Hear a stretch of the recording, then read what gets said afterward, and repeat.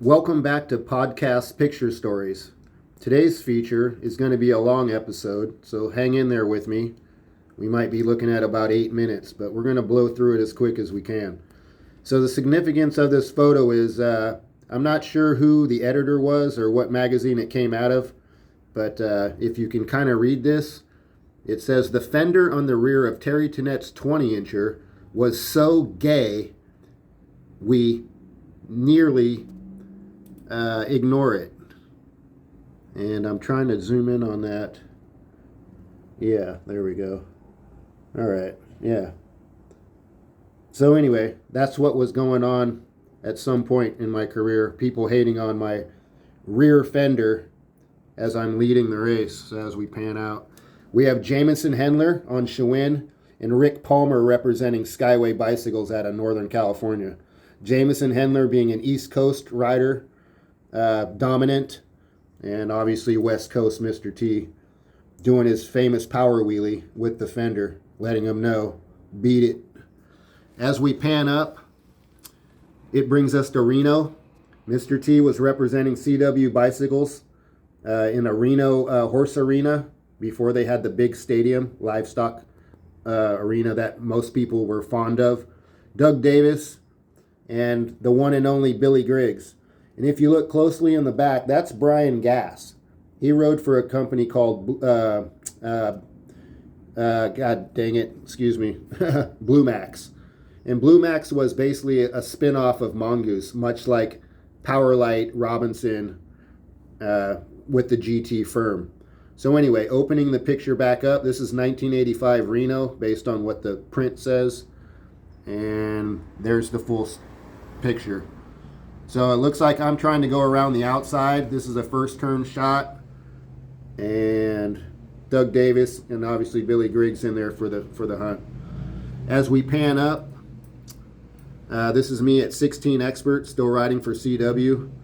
Starting to grow a mustache, getting into the heavy puberty years. It looks like 1985, and then we'll go to the article. So Billy Griggs just keeps rolling along, winning mains, and like it's nothing.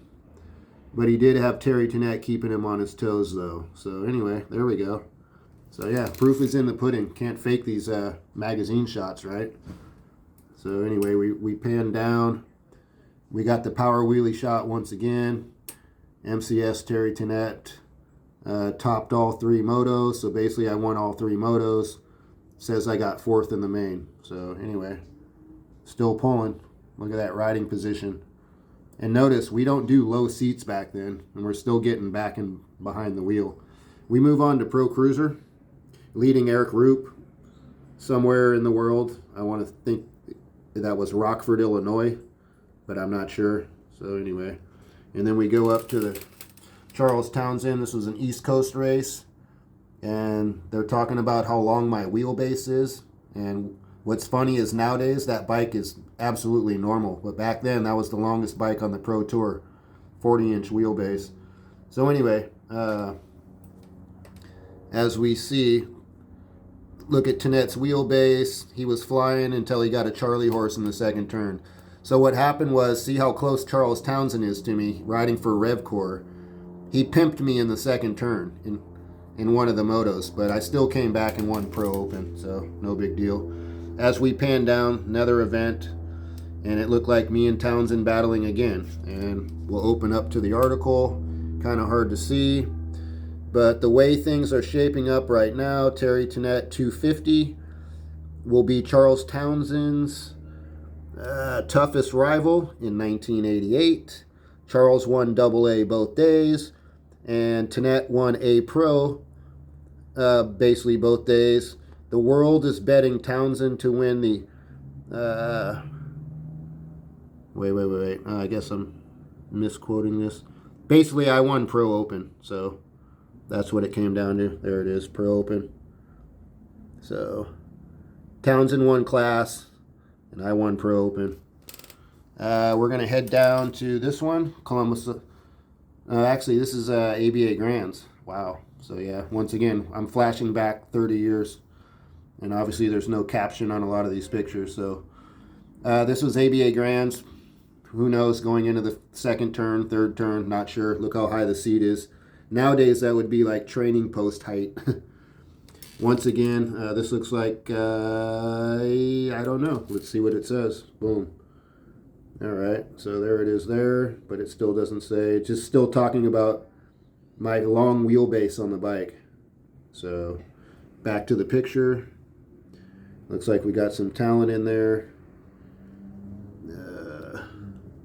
Who's that? Looks like Eric Roop again. So anyway, MBL. Then we go to ABA, possibly Arizona. Tanet on the inside. Mikey King trying to come around the outside. And we drop down to, where are we at now? The old Darwin Griffin. Rest in peace, Darwin Griffin. Darwin Griffin's riding for Boss. Tanet's on GT. I think this was Texas or somewhere. So basically what happened was, in this cruiser moto, Darwin was winning, and I came in on the inside, and they actually caught this sequence. So here it is. So Tanet dives on the inside, does a power wheelie out while elbowing Darwin and standing him up, and then pedaling away for the win. So that's how we did it back in the day, full contact. Here we are again, Boss Racing. Mr. T back on Boss, 4516, team changes of the month. There it is there. Boss picks up 16 expert Terry Tanet, formerly on CW, Palo Alto, California, home of Stanford University, blah, blah, blah, blah, blah. So anyway, there we are. So a lot of things going on, a lot of team changes, a lot of things happening back in the day. So once again, Elkhart, Indiana, Tanet leading Doug Davis. And most people know back in the day, Doug Davis was the guy to beat, along with Billy Griggs, who's still active. So here we go. So proof is in the pudding once again. Tanet smoking these fools. And here's the article, if you can kind of read it, depending on what kind of system you're running. But yeah, over the bridge, Terry Tanet has his sights fixed on the finish line. Trying to outcrank, Doug Davis trying to outcrank him.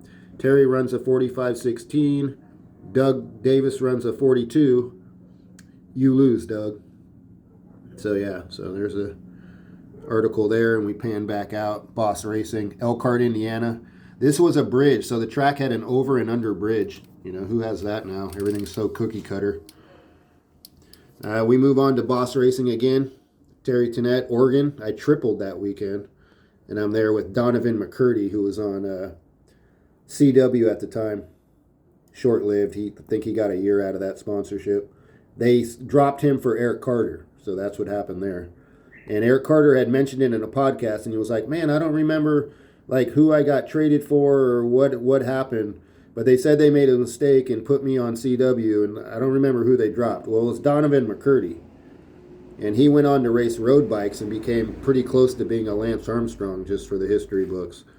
He's still active in the 51 and over road bike scene. And so anyway, that's what's going on there. So we're going to drop down here. Todd Slavic, after he got dropped from free agent, started doing his own thing. George Anthill pants. He was a big maker of racewear in the day. Echo helmets, for the people that were around. 09 visor. Haro plate. He looks like he's riding his own free agent limo, which he designed. Look how high that seat post is. Okay, still getting behind the seat. Mr. T, high seat post, still getting behind the seat.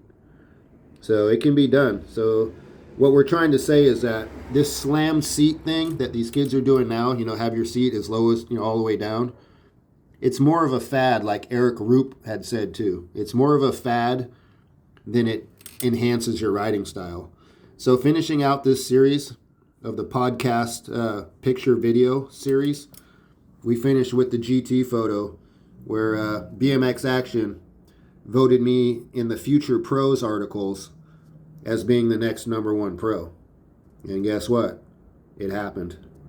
So keep believing, and we'll talk to you later. And this is April 2025.